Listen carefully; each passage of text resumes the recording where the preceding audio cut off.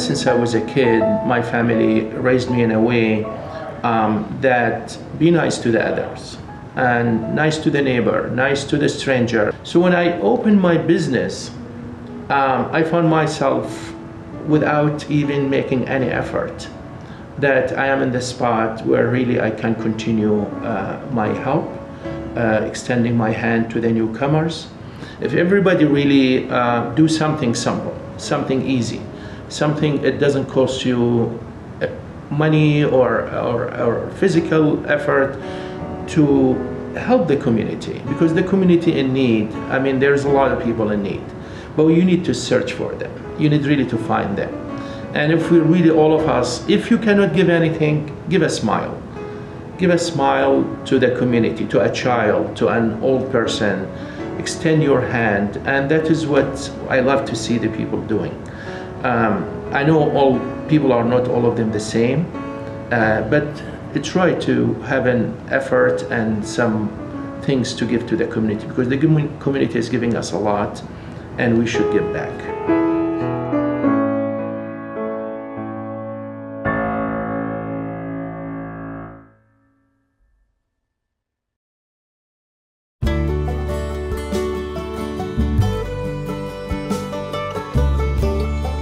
I had a terrible time of placing my wife in institutional care, and I'm not alone. I mean, you should be able to do this yourself. Being in meeting with a group of people that I trust and care about, who support you in making those kinds of decisions. It's terribly important. One whole thing is related to what's helpful, has to do with hope. A huge thing has to do with just sharing of information. What we learn about nursing homes, doctors, drugs, services, internet sources, how others have handled the same situation. So much of our content is sharing information. A lot is aha experience. Aha, I had that experience too. Some kind of new insight that we get, including self-insight that we may not realize, things that are going on that we don't fully understand. It's a place to, people say, it was quoted by one of our members, normalizing my yucky feelings. Other people feel embarrassed, inadequate, depressed, exhausted, lonely, occasionally angry, and that can be shared in here, that you don't, when someone stops and asks you how you're doing, we always say, oh, we're okay, we're okay. But here's a place where you can normalize those, what someone has called yucky feelings. We're going to do that, we have to take care of ourselves. And how do we do that? And everybody says to us all the time, you have to take care of yourself. Well, yeah. What does that mean? And working with other men who are working on that same issue, well, you soon learn how better to take care of yourself, and you sometimes get some pretty blunt advice.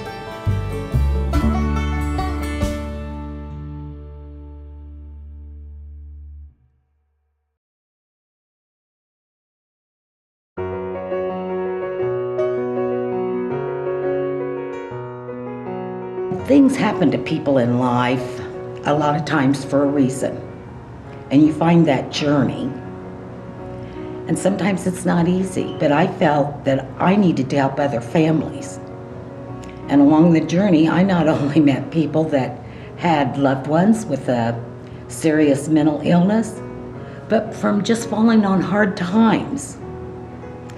And you know, you have to listen to each person's story to learn from it. And there is so much stigma that goes with mental illness. The only way I could reach families was by doing what I do. So I've focused more on the rural areas where the people don't talk about issues as much. It's hard to reach the families, but those families are in crisis. And if you can reach one family member to educate them on mental illness and that there is hope, there is recovery, then really you've opened up a whole world, because that family will pull in the rest of the family.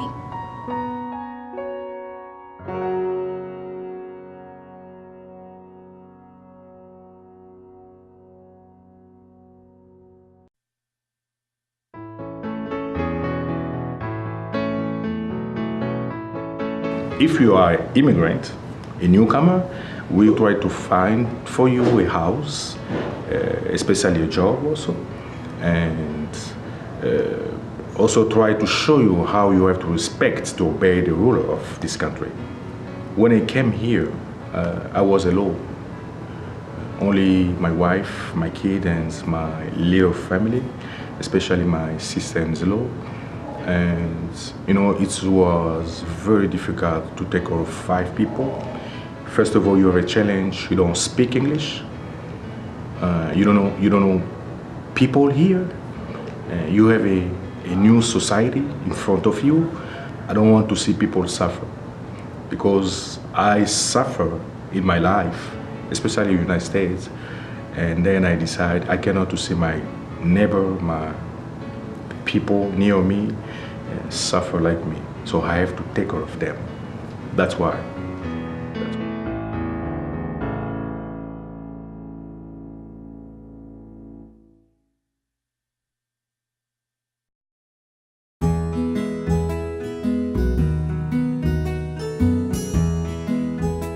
I believe everyone deserves respect, and everyone deserves to dream, and everyone deserves to have something to smile about.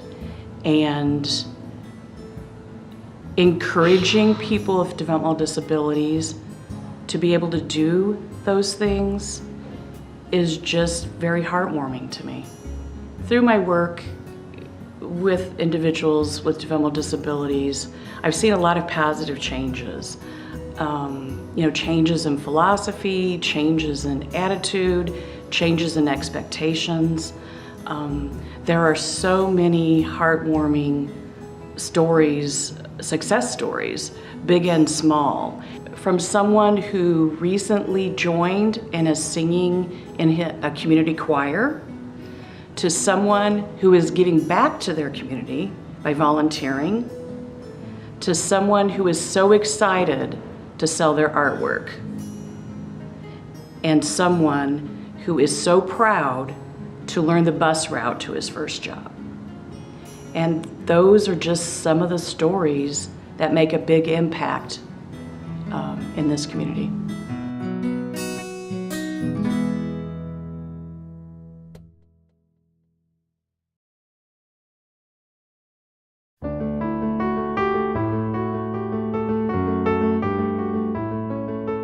Well, I feel like it's a huge honor, because my entire life growing up here, I was so aware of who the Robesons are and what leaders they've been and what generous people they've been forever, really, in our community.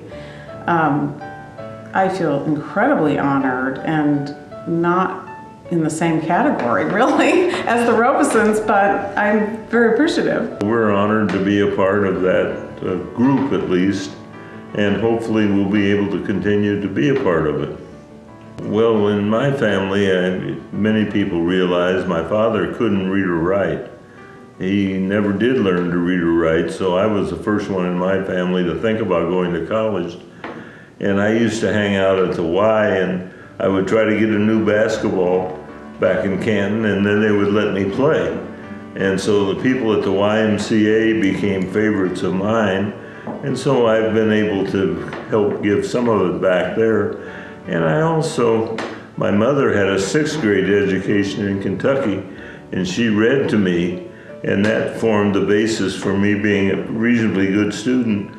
And one of the things that she had marked, I think it was in Proverbs, she gave me a little Bible when I left, And she said, and in it it says, from to whom much has been given, from whom much has been given, much is expected. And so I've always tried to live up to that. I've had a blessed life, and I'm not looking at it primarily religiously. I just mean I've been blessed in this community, and so I like to give back to it.